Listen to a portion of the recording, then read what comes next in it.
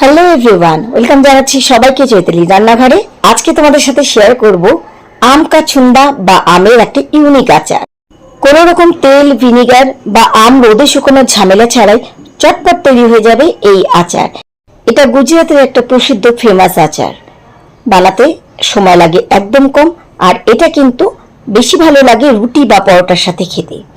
এই আচারটা বানিয়ে তুমি দীর্ঘদিন পর্যন্ত সংরক্ষণ করে রাখতে পারবে, আর এই আচারটা ভাতের থেকেও কিন্তু রুটি পরোটার সাথে খেতে বেশি ভালো লাগে, ডিনারে কিন্তু খুব ভালো লাগে খেতে। চলো দেখে নেওয়া যাক আজকের রেসিপি। আম কাছুন্দা বা আমের আচার বানানোর জন্য প্রথমে আমি এখানে নিয়েছি 1 কেজি কাঁচা আম। আর আমগুলোকে কিন্তু প্রথমে ধুয়ে ভালোভাবে মুছে রাখতে হবে, যেন এক ফোঁটা কিন্তু আমের গায়ে বা হাতে বা যেটার মধ্যে আমটা নেবে এক ফোঁটা যেন কিন্তু জল না থাকে। জল ছাড়া কিন্তু পুরো এই আমের আচারটা আজকে তৈরি হবে। প্রথমে আমের বোটার দিকটা কেটে ফেলে তারপরে ভালোভাবে একটা পিলার দিয়ে আমি আমের খোসাগুলোকে পিল করে নিচ্ছি। যখনই বানাবে চেষ্টা করবে একটু বেশি পরিমাণে বানানোর, কারণ এই আচারটা বানানোর পরে কিন্তু বেশি দিন ঘরে থাকবে না। তুমি এটা রোজ ভাত দিয়ে খেতে পারো, আর এতটাই স্বাদের হয় যে 1 চামচে কিন্তু এটা কারো মন ভরবে না। তাই যখনই বানাবে একটু বেশি করে বানাবে। আমের খোসা ছাড়িয়ে নেওয়ার পরে আমগুলোকে কিন্তু এরকম লম্বা লম্বা করে কেটে নিতে হবে। এটা কিন্তু গ্রেটার দিয়ে ঘষলে হবে না, এরকম লম্বা আলু ভাজার মতন লম্বা লম্বা করে কেটে নিতে হবে।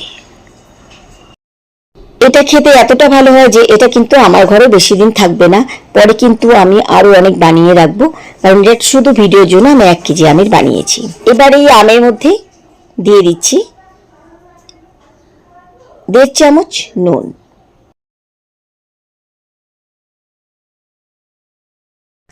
আর সাথে দিয়ে দিচ্ছি 1/2 চামচ হলুদ গুঁড়ো। ভালোভাবে এবার নুন আর হলুদের সাথে আম একটুখানি মাখিয়ে নিচ্ছি।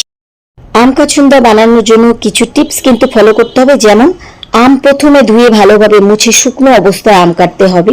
যে বাটিতে আম কেটে নেবে সেই বাটিটাও যেন এক ফোঁটা জল না থাকে এমন করে মুছে নিতে হবে, তাহলে কিন্তু এই আচারটা অনেক দিন পর্যন্ত ভালো থাকবে। নুন হলুদের সাথে আমি ভালোভাবে মাখিয়ে নিয়েছি। এবার এখানে আমি নিয়ে নিচ্ছি চিনির গুঁড়ো। তোমরা চাইলে এখানে দানা চিনি দিতে পারো, তবে দানা চিনি দিলে সময়টা অনেক লাগবে, সেজন্য কিন্তু আমি 1/2 কাপ চিনি গুঁড়ো করে নিয়েছি। এবার এখান থেকে অল্প অল্প করে ঢেলে চিনির গুঁড়ো এর মধ্যে দিয়ে দিচ্ছি।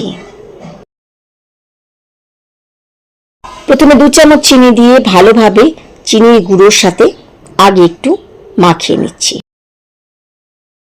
এই আচারটা কিন্তু মিষ্টি, হালকা টক আর হালকা ঝাল এরকম ভাবে কিন্তু এই আচারটাকে তৈরি করে নিতে হবে।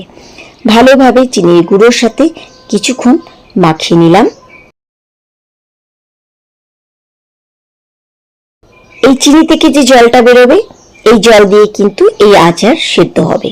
তো এবার বাদ বাকি চিনির গুঁড়ো আমি এখানে দিয়ে দিচ্ছি। আমি একবারে দিলাম না, এটা মাখাতে অসুবিধা হবে, তাই একটু একটু করে বারে বারে চিনির গুঁড়ো মিশিয়ে ভালো করে মিশিয়ে নিচ্ছি।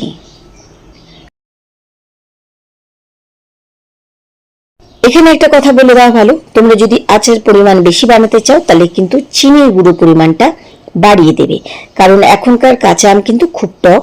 তোমরা আমের টকটা বুঝে কিন্তু এখানে মিষ্টি কতটা খাবে সে বুঝে চিনির পরিমাণটা বাড়িয়ে নেবে। চিনির সাথে আম আমার ভালোভাবে এখানে মেশানো হয়ে গেছে।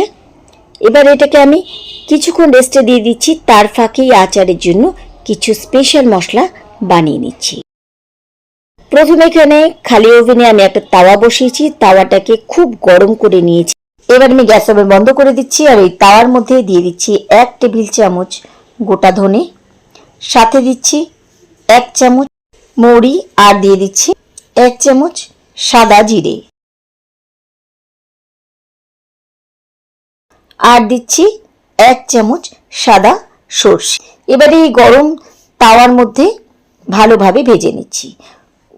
তাওয়া জ্বালানো অবস্থায় যদি আমরা এই মশলাগুলোকে ভাজি তাহলে অর্ধেক ফ্লেভার কিন্তু এর মধ্যেই চলে যাবে, আর তারপরে যখন মিক্সার গ্রাইন্ডার এটাকে গুঁড়ো করব তখন কিন্তু মিক্সার গ্রাইন্ডার গরম হয়ে ফ্লেভারটা এই ভাজা মশলার চলে যাবে। তাই তাওয়াটাকে তাতিয়ে নিয়ে আমি গ্যাস ওভেন বন্ধ করে দিয়ে গরম তাওয়ার মধ্যে শুধু এই মশলাগুলো ভাজছি, এতে মশলাগুলোর ফ্লেভার কিন্তু খুব ভালো পাওয়া যাবে। এবার গ্যাস ওভেনে আমি একটা ফ্রাই প্যান বসিয়ে নিয়ে নিলাম পুরো আগে থেকে চিনি মাখানো আম। এবার ফ্লেম কিন্তু বাড়িয়ে দিতে হবে, হাই ফ্লেমে অনবরত খুব ভালোভাবে কিন্তু আমাদের এই আম চিনি জাল দিয়ে নিতে হবে।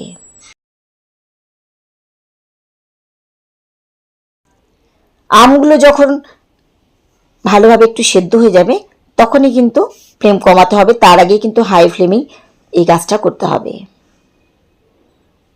আর আমগুলো যেহেতু আমরা ঝিরি করে কেটেছি, আম সেদ্ধ হতে কিন্তু সময় নেবে না, খুব হালকাভাবে কিন্তু এই কাজটা করতে হবে যেন আমগুলো একদম গলে না যায়।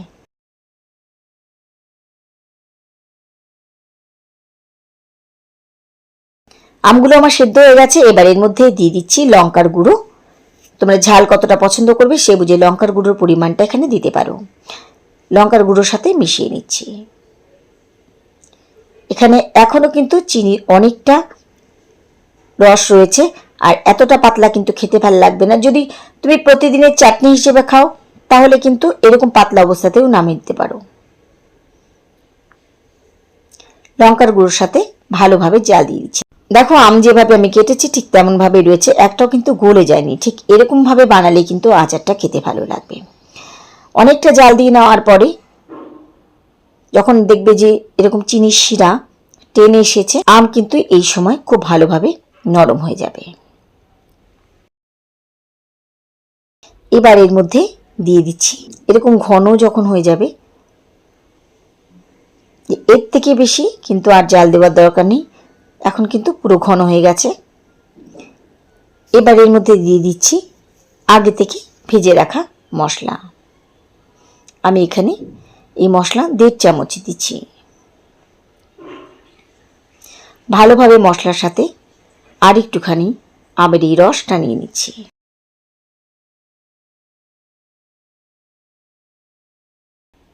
মশলার সাথে মিশিয়ে নিলাম।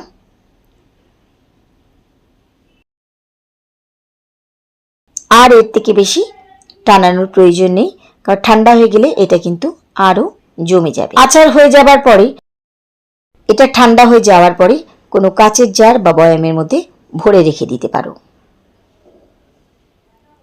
হয়ে গেল আমাদের আম কাছুন্দা বা আমের আচার। ভিনিগার, তেল, রোদে শুকনো ঝামেলা ছাড়াই খুব সহজেই তৈরি হয়ে গেল আমাদের আজকের আম কাছুন্দা। আশা করি আমার আজকের রেসিপি তোমাদের ভালো লেগেছে। রেসিপি ভালো লাগলে বরাবর মতো লাইক, শেয়ার, কমেন্ট করতে ভুলো না। আজকের মতো এটুকুই, ফিরে আসবো আবার অন্য কোনো রেসিপির সাথে অন্য কোনো দিন। সেই পর্যন্ত সবাই খুব ভালো থেকো, সুস্থ থেকো।